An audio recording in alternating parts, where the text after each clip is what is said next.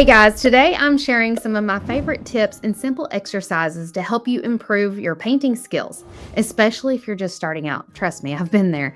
I've been painting for about 10 years now, and I've always been a crafter, but I never really considered myself a painter or an artist until a few years into starting this business. When I was starting to paint door hangers, I made a lot of mistakes, but every one of them has helped me to get better. It's kind of like Bob Ross says, right? There's no mistakes, just happy accidents.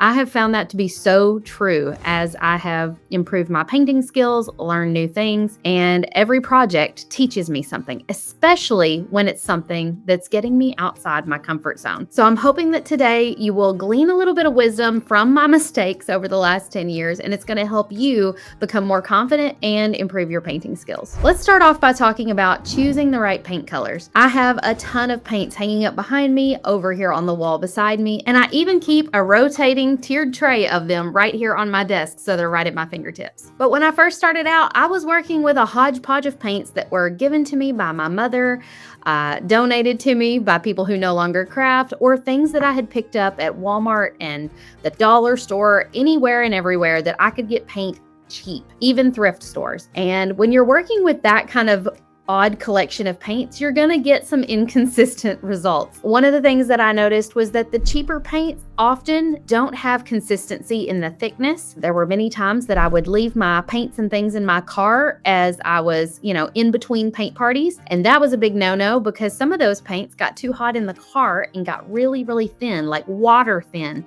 and made a big mess when my customers would go to use them at my paint parties. That was super frustrating. I also learned that just because you buy the same bottle of paint in the same color from the same company, if it's a cheap brand, you might not get the exact same color. It wasn't until I switched to DecoArt Americana paints and started using them exclusively that I learned that, wow, there really is a paint out there that has really consistent thickness, consistent color, and consistent results. And so that, I feel like, was one of the major turning points in me becoming a better painter, just changing the paint I was using. I quit using all of these random paints that I had laying around that I was constantly frustrated with and started using a paint that I just loved.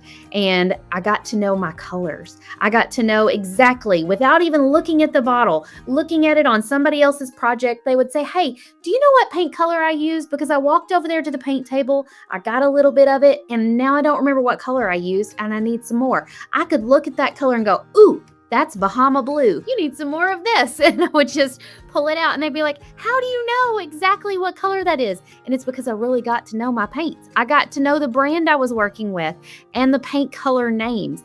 And that made things so much simpler for me because I wasn't scrambling around to try to figure out exactly which color of teal I had used. I knew based on the pigment which one that was. And that doesn't always happen, but 9 times out of 10, I can probably tell you the exact color that you're working with if it's a DecoArt Americana color, because I'm now that familiar with this brand of paints. In the beginning, I loved bold, bright colors. I still do, let's be honest.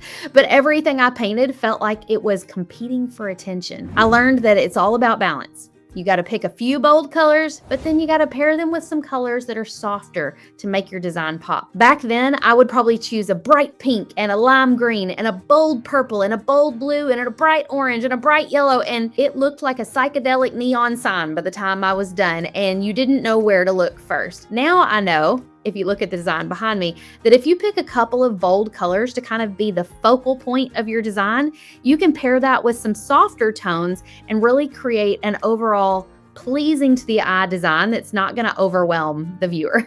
If you're unsure what colors look good together, I want to encourage you to find a color palette online, look at inspiration in nature, like the sunset or flowers, or maybe even look at your favorite outfit. Is there a t-shirt that you have that has a graphic design on it that has colors that you're like, "Oh, I just love that look"? Go and match those colors on the shirt with colors you have in your paint stash and start working with creating a new design. Now, when you sit down to paint, you might be wondering if you should add some patterns or details to your design. For the background of your design, one of my favorite things to do is to choose 2 shades of the same color. It adds a little bit of detail without distracting from the main design. For example, if I were going to do polka dots on a design and it was just going to be in the background and I wanted to use pink I might select a pink that I really like and paint that as the background of my design. And then I would take that same bottle of pink and mix a little bit of white into it to bring that color up to a lighter shade, and I would use that lighter shade to make my polka dots. On the design behind me, I used white and a color called Spa Blue to create sort of a wintry look. And all I did was streak those colors into one another to make it look sort of wintry. You can also do this, but make it a little bit more distressed by using something called a chip brush. This creates a little bit of a rough texture on the design, and so it creates visual interest without it being super overwhelming. Now, if you want it to be a bolder design, if you want it to stand out more, you could use white and then distress with a little bit of black, or black and distress with a little bit of white. Or what I did a lot of times when I was doing paint parties and somebody wanted like a weathered look, if we were painting like a barnwood look, we would use like a red for the background, and then we would use this chip brush with just a tiny amount of paint on the end to do some streaks of darker red, maybe a deep brown or a black, and then just a tiny bit of a highlight with like a white or a light gray to give it a little bit of a pop and create depth. So you've got multiple colors going on there, but you're only applying them in very light strokes, and it's just a little bit of detail. Now, if you're working with polka dots, one thing that is like the major thing that I always notice people do at my paint parties was they would make their dots float within the background of the area they were putting the dots. You know what I mean? Like the dots didn't go off the edge of the design or appear like a seamless pattern. The goal is to make those dots look like a seamless pattern that goes off the edge of the design. And that's going to mean that you're going to have some areas on the edge that have a half of a dot, or just a tiny bit of a dot. And so if you're new to painting polka dots, you're probably wondering, how do I do that? How do I not make my dots float in the middle? And how do I avoid having that awkward spot where there is no dot, but there should be, but there's not really room for another dot there? Do you know what I mean? My trick for fixing that is to create your polka dots and start by making triangles within your polka dots. So you're gonna place dot number 1, and then you're gonna, in your mind, draw an imaginary triangle. And at the corners of the triangle, you're going to put dots number 2 and 3. Then you should have a triangle between those 3 dots. Now, once those 3 dots are down, you're going to take the last 2 dots that you created and create another triangle.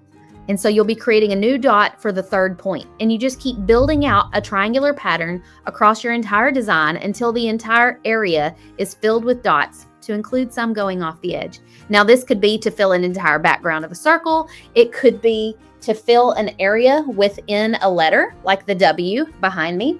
You can see that we have some little half dots kind of going off the edge, but we can still draw triangles in between each of those dots. And that makes it a nice seamless pattern without a whole lot of brain power required to create it. Another common thing that beginners struggle with is mastering painting smooth lines and edges. You always hear about the dreaded paint ridge. Or maybe you haven't heard of the dreaded paint ridge, but you've experienced it and just didn't know what to call it. That's when you go to paint around the edge of a design and you get like a buildup of paint around the edge of where your paintbrush just went. And then you're like, ooh, if that dries, it's going to be like a weird textured spot right there, and I might not want that. To avoid that, dab off a little bit of paint like in the middle of the area you're painting, because we always want to go to the outside, right? Remember in elementary school when you're painting like a coloring page, you would kind of color around the edge with a crayon and then you would fill in the middles. You're trying to do that with your paint, but what you need to do is put a little bit of paint in the middle to kind of smooth out how much paint's on your brush, then go to the edge. By getting that excess paint off in the middle of the area you're painting, you can go to the edge and you're not going to have a paint ridge. And then, of course, as you're filling in the middle, you're smoothing all of that out and you're not going to have an awkward little spot where you dabbed off some paint. Another thing people struggle with is making those straight lines when they're painting. For smooth lines, try moving your whole body as you paint. Stay with me here. I know that may sound like a dance move or something, but that's not what I'm saying. If you're painting a straight line and you need it to go all the way across your door hanger, rotate your door hanger so that the line you're painting is coming towards your body. So you're going to be moving the brush towards your body. Let me get a brush for demonstration here. I would probably be doing this with a round tip brush. So instead of painting a line like this, I don't have a whole lot of stability like this because my arm is out and away from my body, and I'm having to do all the movement with my shoulder and my wrist, and it's just too loosey-goosey. Now, if you're creating loosey-goosey lines, that's great. But if you want a nice straight line, rotate your design so that you're pulling the brush towards your body. Now, when I demonstrated that, what did I move? I moved my elbow and my shoulder. That will work okay, unless you have like shaky hands. And a lot of older people and people with certain health disabilities, or just people who had way too much caffeine, have shaky hands. So one thing you can do is rest the bottom of your hand against the table or the project. Make sure it's completely dry so you're not, picking up paint on your arm, and lean forward in your chair to start the line. And then you're going to lean back in your chair to pull that brush towards you. I have several videos here on my channel where I demonstrate this exact thing, because it's something I do all the time without even thinking about it. And it wasn't until one day somebody was asking, how do you get such straight lines, that I realized, oh, I do this thing without even thinking about it. I rotate the design, I lean forward in my chair, and then I lean back. So then what is moving? What is moving is my abdomen. My shoulder, my wrist, my arm is all staying stable. And by moving my abdomen to and forward and back, I have so much more stability because I'm working with my core. And that's a much larger muscle than, these muscles here.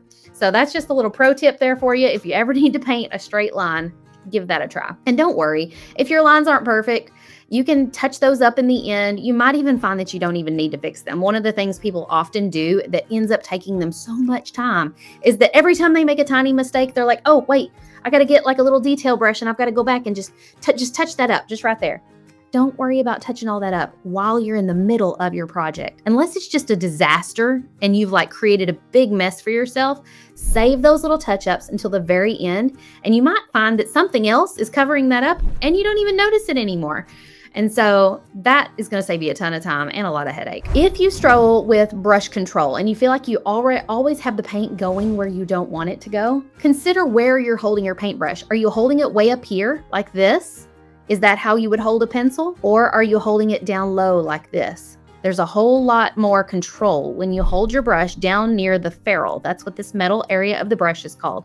Hold near the ferrule and you'll have a lot more control, just like when you're using a pen or a pencil. And if you need some practice, grab a piece of cardboard. It feels like painting on wood and it doesn't waste anything. Practice painting some circles, lines, or even tracing some sort of object to build up confidence. So like you could draw some circles on there by tracing the bottom of a cup and then practice painting within that circle. You could trace something that's maybe flower shape and then practice painting within that shape. All those little small exercises are going to give you a feel for the brush and build muscle memory so that your painting feels so much more natural. That's why I'm able to paint so fast now, because I've been doing it for 10 years. So I now know exactly which brush to grab to do what area. And I know my hands already pretty much know exactly what to do because the muscle memory is built in. And if you continue to struggle using a certain brush to do a certain type of stroke, try switching brushes.